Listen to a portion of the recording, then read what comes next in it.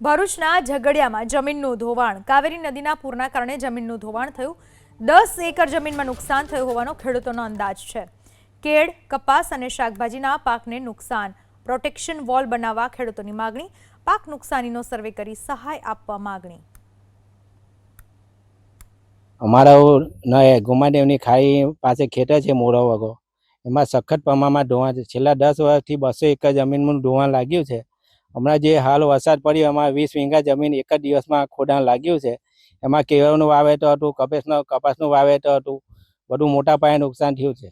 હવે સરકારને અમારે એક જ વિનંતી છે કે અમને વળતર આપે તથા અમારી જમીન ખરીદી લે, મોટા પાયે વળતર આપે, એ જ અમારી વિનંતી છે સરકારને. છેલ્લા 10 વર્ષથી 200 વીઘા જેટલી જમીન આ કાવેરી નદીનું પાણી આવે ધોવાણ થાય છે ને હાલમાં અત્યારે મારી 60 વીઘા જમીન ધોવાઈ ગઈ છે. સરકાર પાસે કઈ આશા છે કે આ વળતર આપે?